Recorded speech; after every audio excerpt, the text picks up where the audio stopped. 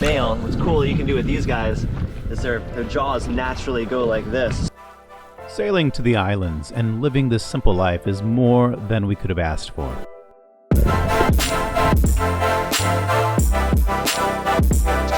The change of pace and of lifestyle is worth more than a boat's weight in gold.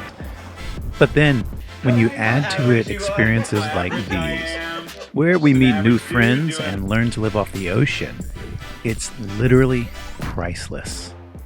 This episode is Spearfishing 101, but it's a world away from our measly spearfishing attempts back last year in the Abacos. It's our hope that you learn a few spearfishing tips with us and enjoy the experiences in this episode. Cheers, friends. All right, so before we go spearfishing, I noticed that the generator was getting a little warm yesterday. The lazarette where the generator is felt a little warm to touch. You know, everything on a sailboat, if you notice something different, there's a reason for that. So this is the exhaust fan here, the blower. It pulls heat out of the engine box. I have a leak.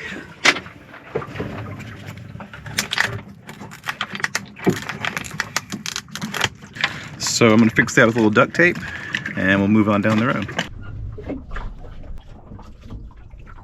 It's only fitting at this point to say thank you to Dan for your friendship and for generously sharing your knowledge with us and this video footage. Oh, there's a barjack. Look at that. He just got it. Anyway, a lot of the tips we're going to learn today are from Dan. If you haven't checked out his channel, Adventure Man Dan, check it out. All right, we're out here spearfishing. We got Eric and Parker and Adventure Man Dan. So far, we're 0 for Matt, 1 for Dan. It's going to probably stack up pretty quickly. We're gonna get everybody something today, get everybody onto something they can kill and bring home to eat. But this will be really good for poke to eat raw. Nice. And it's a very good, very sustainable fish. So it's one of my favorites to spear. Safe from ciguatera as far as I can tell. I mean, Sweet. Theoretically possible, but out of 100 that I've eaten, I've never gotten it. Nice. Yeah, so these are just a terrific fish. And pound per pound, there's just so much meat on them. When I get done filleting this thing, it'll be like maybe 25% of the weight will be the carcass, and the rest will just all be edible, delicious meat. So it looks like skin, but it's fine scales, right? Yep, yeah, they've got super, super fine scales. If you bring your hand over, you can sort of just barely feel them. Oh, yeah, very And- fine. And this one, normally a barjack won't quite look like this. It'll be brighter, but this is because he's still blending into the reef. Because Gotcha. fish can change their colors. First and most important thing I learned with Dan is that I'm fishing in too shallow of water. We've got to get down past 10 feet of water to find these types of rocks. Big rocks and ledges that bigger fish can hide under. Oh, and get outside the harbor. Fresher water, fresher fish.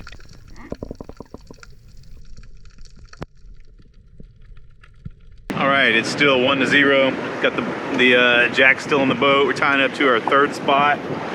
We just drifted out there, and we're gonna check out this cut between these two little keys here. Try to fill them sushi rolls tonight. Next thing I learned with Dan was don't be afraid. It's okay to get down, get underneath the rocks, go through some caves, adventure out, hold your breath and get to it, and get aggressive. If you're in the water looking for food, you've got to become the predator. Right here, Dan sees a fish, accelerates his swimming, and just goes for it. This is a queen triggerfish, and he misses. And there's a friendly turtle saying hi. All right, this moment stretched my boundaries. We were offshore, 60 feet of water, and had to come through some pretty high surf. You can see me right there above the water. Dan goes below the water to get better visibility and runs straight into this 7-foot lemon shark. I saw it too, a little bit frightening. All right, here's a lesson worth sharing about sharks. This story is about a shark that confronts us. There he is. Sharks have this ability to feel vibrations, and when they feel a fish in distress, such as when you spear them, there's a fish speared here, they hone in and go straight to that spot, even after the fish is removed. We're going to pick up on this story later, but here's the tiger grouper. I jump in to grab the grouper, and Dan goes back down because here's a hogfish. Boom. Good kill. Good dinner, too. All right, so we're in about 25 feet of water, fishing this drop-off. There's the hogfish. I don't know how you do it. I don't think I've ever tracked a fish that long before. And was he close to the bottom? Well, he was right near when I speared that tiger grouper. He was right on it, but I couldn't do anything about it because my spear was lodged up. I asked the kid, I was like, "Kid, can you get that?" And he didn't say anything. Like, nah, I'm good. Lovely. I like it. This is the best whitefish you can get on the reef. I love it. Nothing's better than a hogfish. All right, so it's still 0 for Matt, and Dan is winning the day. Check out these catches. That's the difference between a newbie and a world-class seasoned Spearo. Look at this.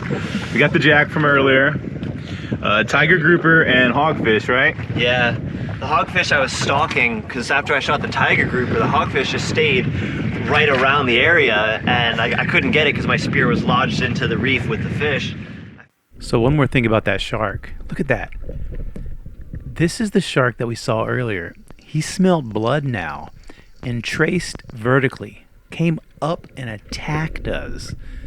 He's scoping back around again, and we have to actually go down and strike at his tail to let him know, hey, you are not the predator here. We are.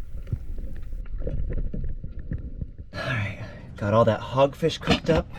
Got all this poke in here. And I actually have to get it over their boat, which honestly sometimes is the hardest part. Check out the feast tonight. All right, Eric brought some oregano, score, toasted in a pan with a little Parmesan cheese on it. Air fried grouper. The barjack poke. Barjack was the first fish we shot today. That's good. And it's a raw dish, delicious. And then we've got all of the hogfish. I just made it all in one thing, breaded, stuck it all together.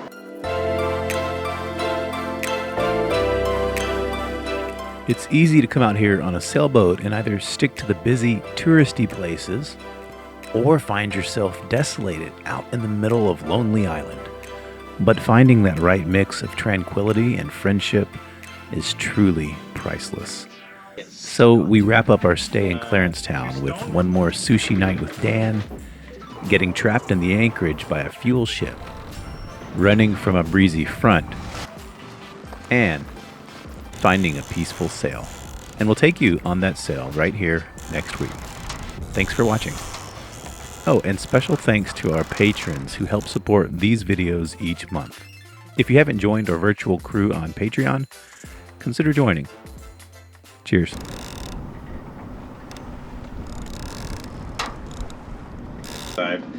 Oh yeah, Dan laughs at my small spear tips. He laughs at my little snappers I get.